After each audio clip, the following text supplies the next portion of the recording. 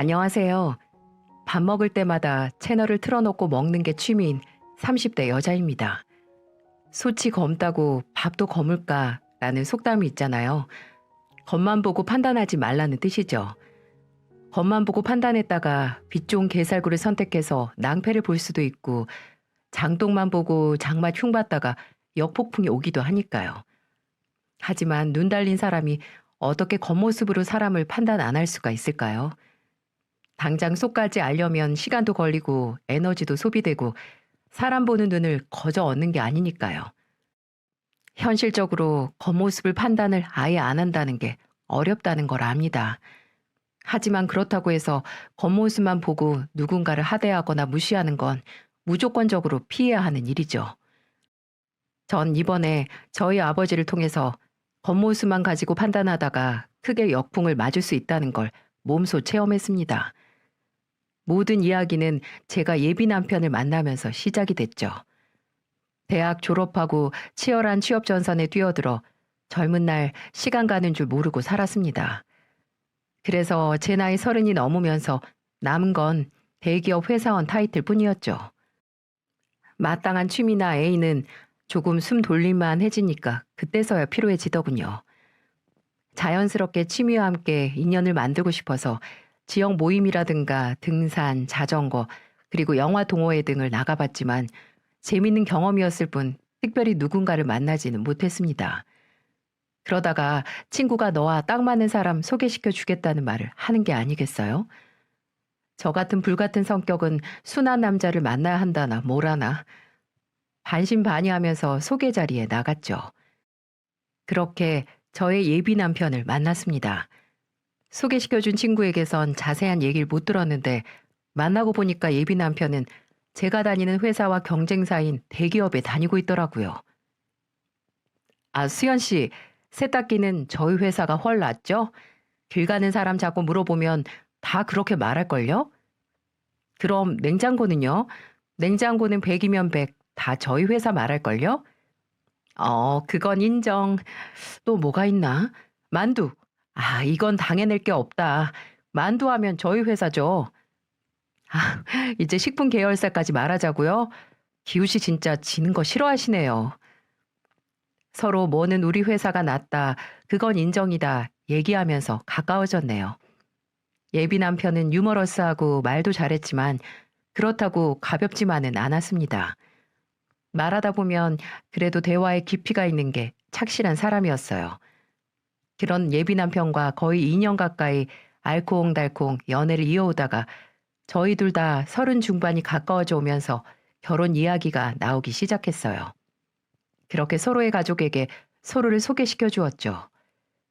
처음으로 남편의 집에 초대를 받은 날, 여기저기 먼저 결혼한 친구들에게 가면 어떻게 행동해야 하고 이런 대화는 피하라는 조언을 받고 만반의 준비를 해서 찾아갔습니다. 서울 을지로 공구 상가 쪽에서 개인 가게를 운영하는 예비 시아버지는 술을 좋아하신다고 해서 고량주를 준비해서 갔고요. 가정주부인 예비 시어머니는 평소 취미로 서예를 하신다고 하셔서 좋은 서예 용품을 선물로 사들고 갔습니다. 예비 남편과 2살 터울의 예비 아주버님은 이미 독립하셨고 예비 시누이가 본가에 있었지만 따로 선물은 준비하지 않고 다 같이 식사 후에 디저트로 먹을 에그타르트를 사갔네요. 예비 시어머님은 온화하고 자상한 분이셨어요. 예비 남편에게서 제가 해산물을 좋아한다는 걸 들으셨는지 식탁에 해물탕, 생선구이, 회 등등 넘치게 차려주셨더라고요. 이것 봐. 식탁에 죄다 수연 씨가 좋아하는 것뿐이네. 아주 바다를 그대로 떠왔어. 우리 어머니 며느리가 아주 마음에 드셨나 봐요. 너라면 마음에 안 들겠니? 선물도 세심하게 챙겨오고 저렇게 예쁘고 대기업까지 다니는 며느리인데. 수연아, 많이 먹어. 더 먹고 싶은 거 있으면 말하고. 네, 어머니 진짜 맛있어요. 오늘 괜히 치마 입고 왔나 봐요. 더 편한 옷 입고 와서 배 터지게 먹을 걸. 터지게 먹어. 내 옷 빌려줄 테니까. 우리 엄마 귀에 입 걸렸네. 걸렸어. 선물 공세에 넘어갔네. 근데 언니, 저는 뭐 없어요? 뭐 나는 시부모님만큼 중요한 사람이 아니라서 선물이 없는 건가? 야, 이미소. 수연 씨가 에그타르트 사왔잖아. 밥 다 먹고 그거나 먹어. 아, 그건 다 같이 먹는 거고. 내 거 말이야, 내 거. 아가씨도 내가 좋아하는 음식 이렇게 많이 차려주면 선물 사다 줄게요. 예비 시어머니는 제가 정말 마음에 드셨는지 절 보는 내내 눈에서 꿀이 뚝뚝 떨어졌다고 나중에 예비 남편이 그러더군요. 다정한 시어머니를 만나서 다행이라는 생각이 드는 동시에 예비 시누이는 아주 건방지더라고요. 처음 얼굴 본 사이에 다짜고짜 왜 본인 선물은 없냐고 입이 부르퉁 나와 있는 게 아니겠어요?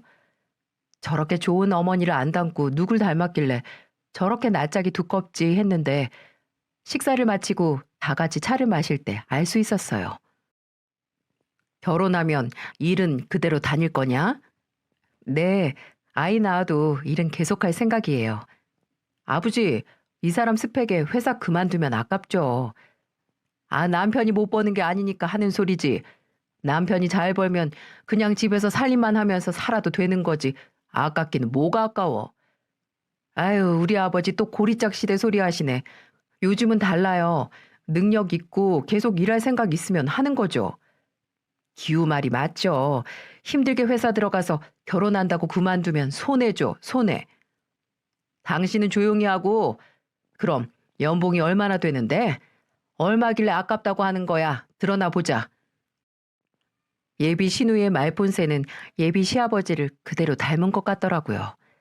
툭툭 던지는 말투와 상대방 생각은 안 하고 그저 뭐든 내뱉고 보는 게 아주 똑같더라고요. 다짜고짜 제게 결혼하면 일은 안 그만두냐고 물어보시고 그 다음엔 바로 연봉 질문이라니. 그날 예비 시댁에서 나오면서 예비 남편은 제게 바로 미안하다고 싹싹 빌었습니다. 본인 아버지 때문에 불편하게 만들어서 미안하다고요. 예비 남편은 본인 아버지가 말을 가려서 못하는 스타일이라고 이해해달라고 했지만 솔직히 기분이 너무 나빴어요. 이전에 예비 남편이 저희 집에 왔을 때 저희 아버지는 정말 귀한 손님 대하듯 예비 남편을 대했거든요. 조금이라도 신뢰되는 질문은 전혀 하지 않았고요. 예비 남편도 그걸 아는지 저희 아버지에게 잘하긴 했어요. 저희 집은 어머니가 암으로 먼저 하늘나라에 가시고 아버지와 오빠 이렇게 세 분이었거든요. 근데 오빠는 일찍 결혼해서 분가를 해서 아버지가 취미인 낚시 친구 없어졌다고 적적게 하셨거든요. 그 빈 낚시 친구 자리를 예비 남편이 채워주었죠. 예비 남편은 아버지와 만난 후에 낚시 얘기를 몇 번 듣더니 바로 아버지를 따라 여기저기 다니기 시작했어요. 낚시에는 영 취미가 없는 못난다를 대신해서 예비 남편이 사위 노릇을 톡톡히 했죠. 저도 그런 남편에게 고마워서 예비 시아버지 때문에 불편했던 건 깨끗하게 잊기로 했어요. 그렇다고 모든 걸 다 넘어갈 수도 없는 노릇이었죠. 서로 가족에게 소개를 시켰으니까 이제 상견례 날짜만 잡으면 되겠다 싶었는데 전혀 예상치 못한 일이 생기더군요. 며칠 전부터 예비 남편의 안색이 좋지 않더니 걱정이 있는 것 같더군요. 제가 상견례 얘기만 꺼내면 이상하게 말을 돌리는 게 어째 불안했죠.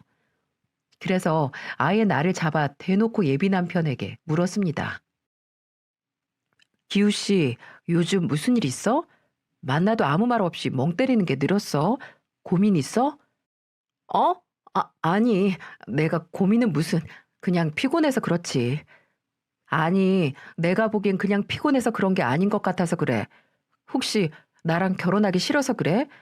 뭔가 아니다 싶어서 망설이는 거야? 그냥 솔직하게 말해줘. 뭐? 절대 아니야. 내가 당신이랑 결혼이 얼마나 하고 싶은데 지금도 너무 하고 싶어서 이렇게 고민하는 거고. 그게 무슨 소리야? 결혼을 너무 하고 싶어서 고민한다니. 혹시 시댁 식구들 중에 나 반대하는 사람 있어?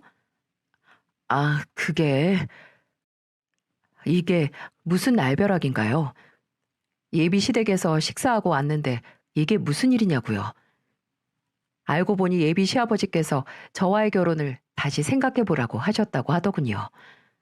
저는 저를 만나보고 마음에 안 든 건가, 혹시 결혼하고 애 낳고서도 일을 한다는 게 결혼을 반대할 정도로 마음에 안 드셨나, 이런 별별 생각이 다 들었습니다.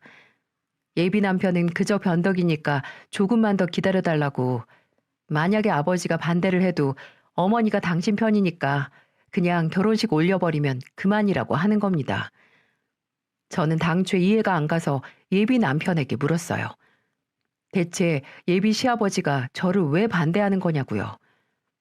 하지만 예비 남편은 그저 본인도 모르겠다고 하면서 얼버무릴 뿐이었죠. 며칠을 추궁하고 혹시나 회사 다니는 것 때문 아니냐고 그것밖에 더 있냐라고 하니까 끝끝내 입을 열었습니다. 그리고 차라리 결혼 후 회사를 안 그만두겠다고 한 것 때문에 결혼 반대를 한 게 나을 정도로 어이가 없는 이유를 대더군요. 듣고 그냥 흘려. 수연 씨가 들어야겠다고 해서 말하는 거니까. 수연 씨 어머니가 수연 씨 대학생 때 암으로 돌아가셨다는 얘기를 우리 어머니한테는 말했는데 아버지한테는 따로 말씀을 안 드렸거든. 근데 수연 씨 우리 집에 왔다 간 후로 어머니한테 들으셨나 봐. 그거 들으시고 우리 아버지가 좀 그래. 사람이 고루해서 이상한 편견이 좀 많거든. 괜히 트집 잡아서 그러시는 거니까 나 믿고 조금만 기다려줘. 설득해서 안 되면 그냥 결혼하면 그만이야. 정말로. 그래서 지금 나 엄마 없다고 결혼 반대하시는 거 맞지? 내가 잘못 이해한 거 아니지? 정말 미안해. 내가 진짜 뭐라 할 말이 없다. 자존감이 와르르 무너지는 기분이었어요. 어머니가 돌아가시고 분명 외롭고 슬프긴 했지만 제가 부족하게 자랐다고 생각하진 않았거든요. 아버지에게 넘치게 사랑받으면서 자랐고 어머니가 살아생전 저에게 가르쳐 주시고 남겨주신 것도 많아서 어머니가 안 계셨다고 해서 결핍이라던가 하는 건 하나도 없었습니다.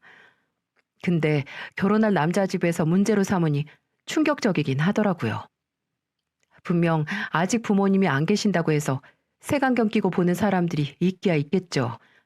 뭐 새삼스러울 일도 아니고요. 근데 막상 제가 당하니까 생각이 많아졌습니다. 예비 남편은 제게 말을 전하면서도 눈치를 살피면서 죄인처럼 굴었지만 제 기분은 좀처럼 회복되지 않더군요. 오히려 제가 이 결혼을 다시 생각해 봐야 하나 이런 생각까지 들었어요. 그래서 예비 남편에게 시간을 갖자고 말했죠. 예비 남편은 정말 무릎이라도 꿇은 것처럼 저를 붙잡았습니다. 이래서 말 안 하려고 했다면서 제발 본인만 믿고 기다려달라고 싹싹 빌었어요. 하지만 부당한 이유로 저를 반대하는 집안에 계속 희망을 품고 있고 싶진 않았어요. 저는 단호하게 예비 남편에게 결혼을 다시 생각해보자고 통보한 뒤 뒤돌아섰습니다. 그 후로 예비 남편은 매일같이 제 마음을 돌리기 위해 고군분투했어요. 하지만 결혼을 다시 생각해보겠다는 제 생각을 돌린 건 예비 남편이 아닌 예비 시어머니였습니다. 어느 날 모르는 번호로 전화가 와서 받았더니 예비 시어머니더군요. 시간 되면 잠시 만나서 할 얘기가 있다고 하시는데 거절할 수 없어서 일단 만났죠. 예비 남편에게 무슨 말을 들으셔서 한 소리하러 나오셨나 하는 생각에 어떻게 대처할까 싶었는데 회사 근처 카페에서 얼굴을 마주한 예비 시어머니는 제게 사과부터 하시더군요. 기우한테 얘기 들었지? 내가 미안하다. 그 양반 세상 편견 그득한 양반이라서 그래. 젊어서부터 본인 말이 법인 사람이야. 고집이 얼마나 센지. 아휴, 수연이가 듣고 얼마나 마음이 상했겠어. 어머니께서 저한테 사과할 일이 뭐가 있어요. 어머님이 반대하시는 것도 아닌데요. 그래도 같은 가족으로서 내가 사과를 해야지. 기우한테 결혼 다시 생각해보자고 했다며? 그래, 나 그 마음 이해해. 근데 수연아, 조금만 더 기다려주면 안 될까? 나랑 기우가 그 양반 마음 돌릴 테니까. 그리고 가족 중에 시아버지 하나가 반대해서 이 결혼 안 하기에는 너무 허무하지 않니? 안 그래? 저도 기우 씨 많이 좋아하고 결혼도 하고 싶지만 한 명이라도 반대하는 결혼을 해야 하나 싶어서요. 그리고 그 반대 이유가 저희 어머니가 돌아가셔서라니 정말 속상하기도 하고요. 그래, 내가 다 이해해, 수연아. 근데 그 양반 반대하는 거 찰나야 찰나. 잠깐 그러고 말 거니까 조그만 기우 믿고 기다려줘. 난 수연이가 우리 가족 되면 너무너무 좋겠는데, 어? 예비 시어머니의 간절하고 진심 어린 말에 마음이 흔들렸어요. 그래, 가족 중 한 명만 말 같지도 않은 이유로 반대를 하고 나머지 가족들은 다 내 편인데 뭐가 무서워서 못하나 싶기도 했고요. 예비 시어머니와 대화 후에 며칠을 고민하다가 예비 남편에게 연락을 했습니다. 당장 울음이라도 터뜨릴 것 같은 예비 남편에게 제대로 예비 시아버지를 설득해라. 혹시 결혼 후에도 같은 걸로 말 나오면 그때는 정말 이혼이거나 시대가 아예 연을 끊는 거라고 못 박았어요. 제가 세게 나가긴 했지만 예비 남편도 받아들였고요. 그렇게 몇 주가 지나 예비 남편은 예비 시아버지에게서 드디어 허락을 받아내고야 말았어요. 어떻게 설득을 했는지는 모르겠지만 예비 남편과 예비 시어머니, 심지어 예비 아주버님까지 예비 시아버지를 설득했던 모양입니다. 예비 시누이를 하나 뺀 가족이 모두 매달리니까 예비 시아버지도 두 손 두 발 다 드신 거죠. 우여곡절 끝에 상견례 날을 잡았어요. 말 많은 예비 시아버지와 다시 마주하는 게 불안하긴 했지만 예비 남편은 그런 제게 본인이 잘 맞겠다며 걱정하지 말라고 하더군요. 근데 원래 안 될 일은 무슨 일이 일어나서든 안 된다고 하잖아요. 저와 예비 남편이 그런 경우였나 봅니다. 문제의 상견례 날 고즈넉한 고급 한정식집을 예약해서 예비 남편과 예비 시부모님, 저와 저희 아버지 이렇게 다섯이서 식사를 했어요. 다행히 초반까지만 해도 예비 시아버지는 분위기를 불편하게 만들진 않으셨고요. 그저 조금 이상하다 싶을 정도로 저희 아버지 얼굴을 빤히 보는 것만 빼고요. 서로 자식 칭찬도 하고 가벼운 일상 이야기와 앞으로 저희 결혼 이야기를 하면서 웃음꽃을 피우고 있는데 요주 인물이 문득 이런 소리를 꺼내는 게 아니겠어요? 근데 사돈어른 혹시 어디서 본 적 있지 않나요? 어째 낯이 익은데? 글쎄요. 산 날이 많으니까 이제 어디서 누굴 보건 기억을 잘 못하긴 합니다. 그리고 제가 좀 흔한 인상이기도 하고요. 아유, 무슨 말씀이세요. 인상이 이렇게 좋으신데 스타일도 깔끔하시고요. 감사합니다, 사부인. 안 그래도 오늘 오기 전에 수연이한테 잔소리 들었습니다. 이발소에서 머리 좀 새로 하고 가자고요. 아버지 머리 안 하신 지 진짜 오래되긴 하셨잖아요. 덥수룩하게 기르시고 수염도 매번 다 안 깎고 오늘도 정장 입으시라고 했더니 깝깝해서 싫다고 하시는 거 있죠? 나이 들면 꾸미는 것보다 그저 깔끔하게 다니는 게 최고야, 최고. 안 깔끔하니까 그랬죠. 녀석 잔소리는. 그래도 장인어른은 키가 크셔서 뭘 입든 태가 나세요. 풍채가 좋으시잖아요. 아, 이제야 기억났다. 그 주차장에서 일하던, 이거 몰라봤습니다. 그때는 지금보다 더 후줄근해서, 참, 나이도 훨씬 들어 보여서 그때는 노인네인 줄 알았는데, 이거 세상 참 좁네요, 좁아. 이게 무슨 소린가요? 주차장? 후줄근? 노인네? 훈훈한 대화 중 갑자기 저희 아버지를 어디서 본 건지 기억이 난 건지 예비 시아버지는 혼자 큰 소리로 말씀하시더군요. 근데 그 내용이 어째 이상한 겁니다. 네? 주차장에서요?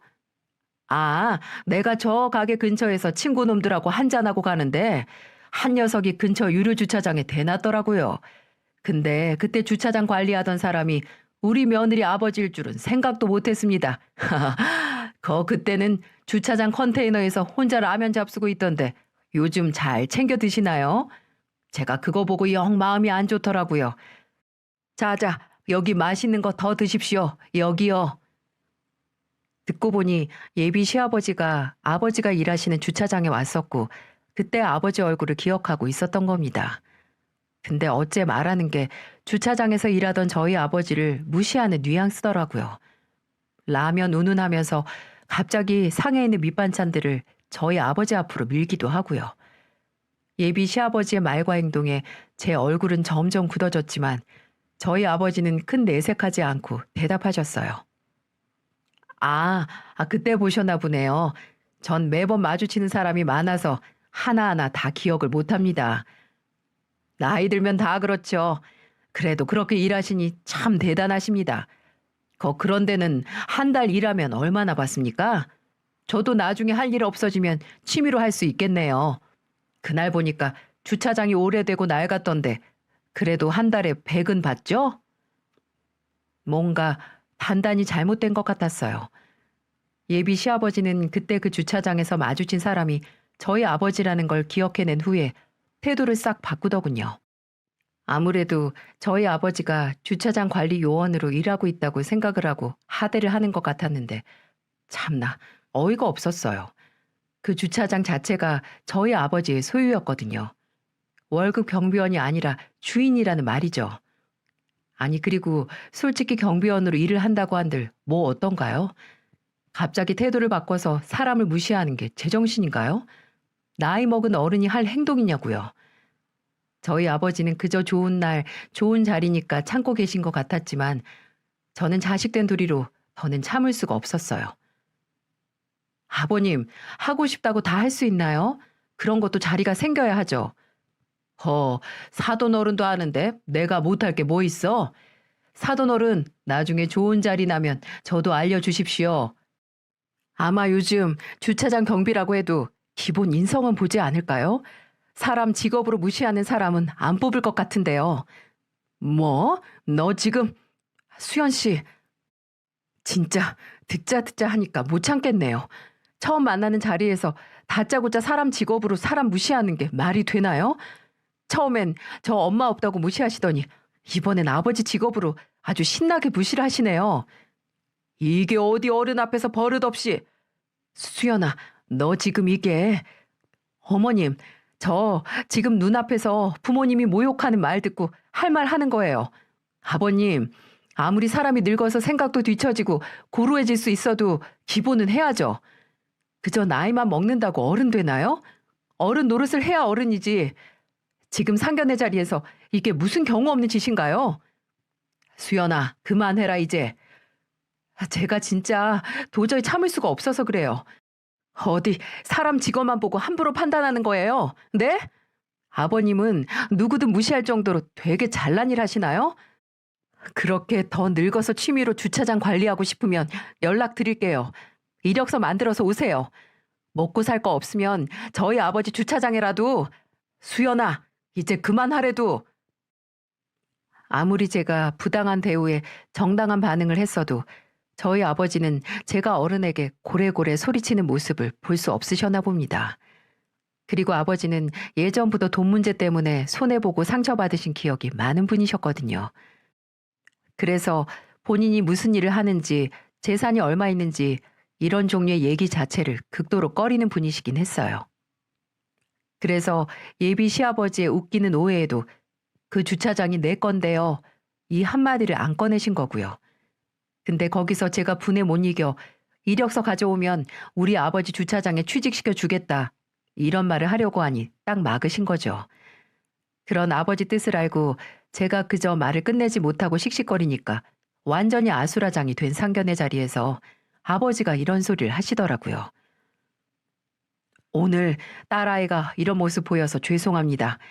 하지만 제 딸이 이렇게 크게 화난 건 다 이유가 있다고 생각을 합니다. 어느 자식이 부모가 부당한 대우를 받는데 가만히 있겠습니까? 사돈 어른, 참나, 내 이런 경우는 처음 봅니다. 며느리 되래가 시아버지한테 아주 따박따박. 내가 이럴 줄 알고 결혼 반대한 겁니다. 뭐 제대로 보고 배운 게 있어 예의가 있지. 아버지, 며느리? 시아버지? 누가요? 저 이 결혼 안 해요. 아버지 죄송해요. 괜히 시간 낭비만 했네요. 일어나세요. 집에 가요. 수연 씨, 잠깐. 나 잡지 마. 나 우리 아버지 무시하는 집안이랑 연 맺고 싶지 않아. 저는 끝까지 본인 잘못이 뭔 줄도 모르고 이해를 운운하는 예비 시아버지의 모습에 학을 뗐습니다. 그래서 바로 저희 아버지에게 자리를 뜨자고 말을 했죠. 예비 남편도 예비 시어머니도 모두 당황해서 저를 잡으려고 하는데 뿌리치고 나와버렸네요. 저희 아버지는 그저 묵묵히 따라 나오셨고요. 예비 남편도 아직 저희 아버지가 무슨 일을 하는 분인지 모르니까 아마 예비 시아버지는 끝까지 저희 아버지를 주차장 관리하는 사돈으로 오해하겠죠. 참나. 사람을 겉만 보고 판단하는 게 아니라 아예 대놓고 하대를 하다뇨. 그 주차장은 어머니가 살아계셨을 때 부모님이 열심히 돈을 모아서 마련한 소중한 땅이었거든요. 그곳에 주차장을 짓자는 것도 다 어머니 생각이셨고요. 그 땅 매매할 때만 하더라도 그 돈으로 뭐하러 그런 곳을 사냐는 소리 들었다고 하는데 이제는 서울 중심가의 노른자 땅 소리 듣는 곳이에요. 실질적으로도 그렇고 감정적으로도 그렇고 저희 가족에게는 커다란 가치가 있는 곳인데 아무것도 모르는 인간한테 낡았다, 오래됐다 이런 소리를 들으니 더 속이 터졌죠. 저는 괜히 저 때문에 모욕적인 일을 겪은 아버지에게 너무 죄송했어요. 그날 이후로 아버지와 대화가 적어지기도 했고요. 저는 너무 죄송해서 아버지 볼낯이 없었고 왠지 모르게 아버지께서도 저와 마주하고 대화를 하지 않으시더라고요. 화가 많이 나신 건지 아니면 제게 실망을 하신 건 아닌가 이런 마음에 불안했어요. 왜 아무런 잘못도 하지 않은 아버지가 이런 일을 당해야만 하는 건지 생각하면 할수록 짜증이 치밀었죠. 예비 남편에겐 그 상견례 사건 이후로 계속해서 연락이 왔습니다.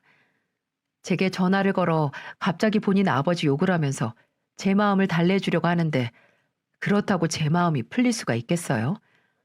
본인 아버지 예전부터 술 문제, 도박 문제로 집안 돈 많이 까먹던 사람이라고 그런 사람이 인성이 제대로 될 일 없다고 본인이 먼저 연을 끊겠다고 하더군요.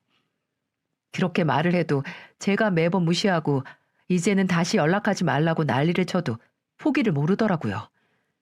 솔직히 예비 남편 한 사람만 봐서는 너무 좋은 사람이라고 생각을 했는데 상견례 날 본인이 본인 아버지가 이상한 소리 하면 맞겠다고 했으면서 지키지도 못했잖아요. 그런 사람을 믿고 제가 뭘 하겠습니까? 그리고 예비 시아버지가 미우니까 이제 예비 남편 이름만 봐도 짜증이 다 나더라고요. 나중엔 제가 예비 남편 번호를 차단하니까 이제는 회사 전화로 하고 집 전화로 하는 게 아니겠어요? 문자로도 본인이 아버지와 연을 끊고 살겠다고 제발 다시 생각해달라고 하는데 그냥 예비 시아버지가 될 뻔한 인간과 조금이라도 엮일 수 있는 가능성을 열어두고 싶지도 않았어요. 주말 아침부터 집 전화가 사정없이 울리길래 받았더니 또 예비 남편이었어요. 저는 이제 이 전화도 없앨 거라고 또 전화하면 진짜 신고할 거라고 말하고는 끊었죠. 근데 그 모습을 아버지가 보신 거예요. 또 이서방이냐? 네. 아우, 이 전화를 없애버리던가 해야지. 그리고 아버지, 이제 이서방이라고 하지 마세요. 저 정말 결혼 안 해요. 별 가짜는 오해하고 우리 집 무시하는 사람 있는 집안이랑은 절대. 그래, 알겠다. 그저 알겠다고 대답하는 아버지 얼굴이 어둡더라고요. 시간이 좀 지나긴 했지만 예비 남편에게서 연락이 올 때마다 딸이 파혼하고 사돈될 뻔한 인간한테 천박한 모욕당했던 기억이 다시 날 테니 아버지 기분도 안 좋을 만 하시죠. 제가 괜히 아버지 기분만 망친 건 아닌가. 사람 보는 눈 없다고 나한테 실망하셨나. 매번 이렇게 아버지 눈치만 보고 있었는데 어느 날 아버지가 제게 함께 외출하자고 하시는 게 아니겠어요? 일이나 낚시를 제외하고 다른 외출을 거의 잘 안 하시는 분이 무슨 일인가 싶었는데 아니 외출 준비를 마친 아버지의 모습을 보고 제 눈을 의심했네요. 중요한 자리에서도 잘 안 입으시는 쓰리피스 맞춤 양복을 쫙 빼입으신 게 아니겠어요? 아버지, 우리 어디 가요? 결혼식 가시는 거예요? 나 그냥 청바지 입었는데. 아니다, 됐어. 너는 그냥 가도 돼. 어디 가는 건데요? 말씀은 해주셔야죠. 잠자코 따라만 와.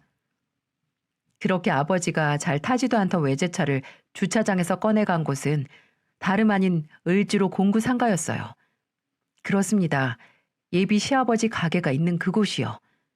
저는 목적지를 눈치채고 바로 아버지에게 물었죠. 아버지, 여기 을지로잖아요. 혹시 지금 아버님, 아니 그 사람 가게 가는 거예요? 왜요? 내가 다 알아서 할 테니까 넌 그냥 차 안에서 기다리고 있어. 아버지, 나 진짜 결혼 안 한다니까요? 혹시 결혼 다시 생각해 보라고. 아니라니까 그러네. 그냥 넌 잠자코 있어. 이 아빠가 다 알아서 할 테니까. 여러분은 지금 무슨 일이 벌어지고 있는지 아시겠어요? 저는 그때 진짜 아버지가 무슨 생각으로 양복을 차려입고 잘 타고 다니지도 않으시는 차에 절 태우고 그곳으로 향하는지 상상도 못했어요. 그렇게 예비 시아버지가 하는 가게 앞 골목에 차를 댄 아버지는 저에게 차에서 기다리라는 말만 남기고 차에서 내리셨어요. 그리고 예비 시아버지 가게 앞으로 갔죠. 골목이 좁아서 차 안에 있어도 유리로 된 가게 안이 훤히 보이고 가게 안에서 틀어놓은 TV 소리까지 다 들리더군요. 저는 아버지가 무슨 일로 이곳에 오신 건지 알아야 했기에 차에서 내려 조심스럽게 가게 앞으로 갔습니다. 그리고 문 옆에 몸을 숨기고 귀를 기울였죠. 혹시 싸움이 나려나 싶어 고개를 살짝 숙여서 가게 안을 살피니 가게에서 물건을 정리하던 예비 시아버지가 아버지를 발견하고 손님인 줄 알고 인사를 하고 있더군요. 예, 뭐 필요해서 오셨어요? 나 못 알아보겠습니까? 매번 사람이 걸친 옷만 바뀌면 알아보지 못하나 보군요. 네? 무슨 일로 왔습니까? 이렇게 차려입고 뭐 경비원이라고 무시했다고 따지러 왔습니까? 그런 거라면 돌아가시오. 할 말 없으니까. 오해는 풀어야 할 것 같아서 왔습니다. 그날 그쪽이 낡고 오래됐다고 한 주차장 바로 내 소유입니다. 뭐요? 다짜고짜 무슨 소리 하는 건지 원. 그쪽이 일하면 달에 배금 받냐고 했던 주차장이 내 소유의 땅이라는 말입니다. 이해가 갑니까? 참나. 그걸 지금 나한테 믿으라는 건지. 그럼 나도 이 건물 내 소유요. 믿거나 말거나 당신 자유입니다. 하지만 할 말이 있어서 이렇게 왔습니다. 당신같이 그저 사람이 걸친 옷과 행색으로 사람 판단하고 하는 일로 무시하는 지능이 짐승만도 못한 인간이 있는 집에 우리 수연이 절대 못 보냅니다. 그러니까 당신 아들한테 그만 포기하고 연락하지 말라고 전하세요. 알아듣겠습니까? 사내 자식이 포기할 때는 깨끗하게 포기를 해야죠. 안 그렇습니까? 뭐라고? 짐승만도 못해? 이 인간이 다짜고짜 남의 가게에 와서 실성을 했나? 실성을 한 건 당신 인성이야. 그렇게 짧은 생각을 가지고 참 오래도 살았습니다. 그저 본인보다 못났다고 생각하며 무시하고 하대하려고 혈안이 되어서 말입니다. 무슨 소리야? 내가 언제 무시하고 하대를 해? 거울을 좀 보시던가. 아주 추합니다. 본인의 부족한 인생을 남 무시하는 재미로 채우면서 살았나 본데 그러다가 이런 일도 생긴 겁니다. 좋은 사돈과 좋은 며느리 놓치고 이제 가족에게도 버려지는 당신 아들이 당신과 연 끊을 테니 제발 결혼해달라고 우리 딸한테 그럽디다. 지금이라도 생각 똑바로 하고 사는 게 좋겠습니다. 자식한테 버림받고 싶지 않으면은요. 아니 이 양반이. 아무튼 아들에게 전하세요. 공식적으로 파혼이니까 더는 우리 딸 귀찮게 하지 말라고요. 저는 아버지의 마지막 말을 듣고 얼른 차로 돌아와 앉았습니다. 얼마 안 있다가 아버지가 돌아오셨고 아버지를 따라 나온 예비 시아버지는 그저 휘둥그렇게 뜬 눈으로 아버지가 탄 차만 바라봤죠. 저는 봤어요. 그 눈으로 빠르게 우리 아버지 차 기종을 훑는 얼굴을요. 아주 금방 뒷목 잡고 쓰러질 것 같은 표정이더라고요. 차로 돌아온 아버지는 그저 묵묵히 운전을 하셨고 모든 걸 다 본 저도 입을 다물고 있었어요. 왜 아버지가 이곳에 오셨나 했더니 아버지는 상견례 날 못했던 말을 하러 오신 거였어요. 집에 도착해서 차의 시동이 꺼지고 한동안 말이 없던 아버지가 입을 여셨어요. 이제 이서방, 아니 그 자식이 너 귀찮게 안 할 거다. 내가 말했으니까. 그 말 하려고 가신 거예요? 거기까지? 내가 그날 너한테 미안했다. 상견례 날 말이다. 네? 아버지가 왜요? 오히려 제가 죄송하죠. 내가 그날 그렇게 말을 아끼면 안 되는 거였어. 분명 오해받고 모욕받은 건 나였지만 그만큼 너도 상처를 받았으니까 내가 널 말릴 게 아니라 거기서 더 따졌어야 했는데 그날 집으로 와서 후회 많이 했다. 답답한 내 성격 때문에 네가 상처받은 건 아닌가 해서. 아니에요, 아버지. 전 오히려 아버지가 저한테 실망하신 건 아닌가 했죠. 사람 보는 눈 없다고요. 같이 살고 나서도 상대방 속을 모르는 게 결혼이야. 그런데 그 집안 사람들까지 어떻게 알아? 그것도 결혼 전에. 제가 그냥 처음에 그 인간이 저 반대했을 때 그냥 파혼했어야 했어요. 그랬으면 아버지가 그런 모욕도 안 당하셨죠. 됐다. 이미 일어난 일 얘기해서 뭐하냐. 그냥 오늘은 내가 그날 그 인간한테 너 대신해서 시원하게 말 못한 게 미안하고 후회가 돼서 갔다 온 거야.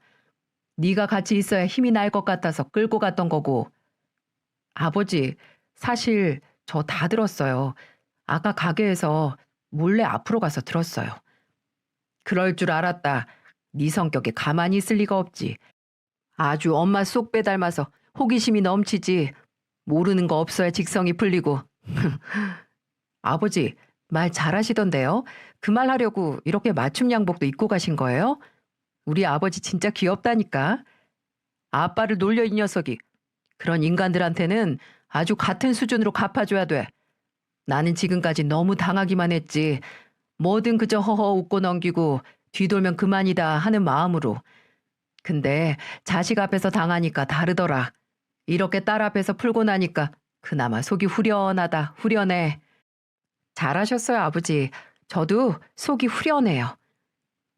그렇게 아버지와 저 사이 있던 서먹한 기운이 눈 녹듯이 사라졌어요. 아버지는 몸 바쳐 제게 겉만 보고 판단하면 큰 화를 입을 수 있다라는 걸 보여주셨죠. 그 후로 예비 남편이 될 뻔한 사람에게서 연락은 오지 않았어요. 분명 아버지에게서 한 방 먹은 예비 시아버지가 뭐라 난리를 쳤겠죠. 처음엔 파혼했다는 사실 자체가 괜히 우울하고 주눅이 들었는데 이제 그렇지도 않네요. 오히려 이번 사건으로 아버지와 더 가까워진 것 같기도 하고요. 제가 아버지와 낚시를 다니기 시작했거든요. 처음엔 마냥 입질이 올 때까지 기다리는 게 지루하고 왜 이런 비린 물냄새를 맡아가면서 고생하나 했거든요. 근데 그냥 풍경 좋은 야외에서 아버지랑 나란히 앉아서 물고기 기다리면서 아버지랑 도란도란 이야기를 나누는 것 자체로 힐링이 되더라고요. 한 번은 아버지와 양평까지 나가서 낚시를 했었는데 그날 장난삼아 물었거든요. 아버지, 지금 주차장 터 오빠 안 주실 거면 나중에 저 주실 거예요? 안 줘, 이 녀석아. 그 땅은 나 죽으면 어려운 사람들 도울 수 있게 사회에 환원할 거야. 이건 너희 엄마 뜻이기도 하고 넌 튼튼한 몸으로 어렵게 간 대기업에서 돈 벌고 살아. 네, 아버지. 안 그래도 아버지가 안 주실 줄 알았어요. 녀석 싱겁기는. 그럼 뭐하러 물어봐? 일단 던져보는 거죠. 던졌다가 혹시나 대어 낚을 수도 있으니까. 아버지는 돌아가신 어머니의 약속대로 나중에 주차장 땅을 좋은 일에 쓰시기로 했고 저도 아버지의 뜻을 존중하고 따르기로 했습니다. 아직도 이렇게 좋은 아버지에게 사람, 아니 집안 잘못 봐서 결혼하려고 하다가 그런 치욕을 듣게 한 죄책감이 조금 남아있네요. 앞으로 열심히 낚시 친구로 어울려드리고 효도도 하면서 갚으려고 합니다. 물론 아버지가 좋은 땅을 갖고 계시긴 하지만 그 무엇보다 저희 아버지가 대단하신 건 바로 이런 올고듬과 겸손한 때문이라고 생각을 합니다. 아버지가 무슨 일을 하셨던 어떤 직업이시던 이런 아버지의 심성은 그 누구도 무시해서는 안 되고 무시할 수도 없다고 생각을 해요. 앞으로 아버지처럼 묵직하고 진중한 사람이 되기 위해 더 노력을 해야겠습니다. 저는 아버지 말로는 엄마를 닮아 성격이 불같아서 진중함은 좀 어렵겠지만 분명 저희 아버지의 올고듬은 저도 물려받았다고 생각을 해요. 아버지 덕분에 그리고 어머니가 아버지와 함께 노력해서 남겨주신 주차장 땅 때문에 경우 없는 시댁이 있는 지방과 멀어져서 천만 다행이었어요. 한동안 누군가를 만나 정착하고 싶은 생각은 싹 가셨고요. 그냥 일도 열심히 하고 저의 내실을 다지면서 아버지와 함께 살려고요. 아버지는 독립한 애가 왜 매일 본가로 찾아오냐고 하시지만 제가 가면 얼굴에 웃음이 가시지 않는 게 다 보여요.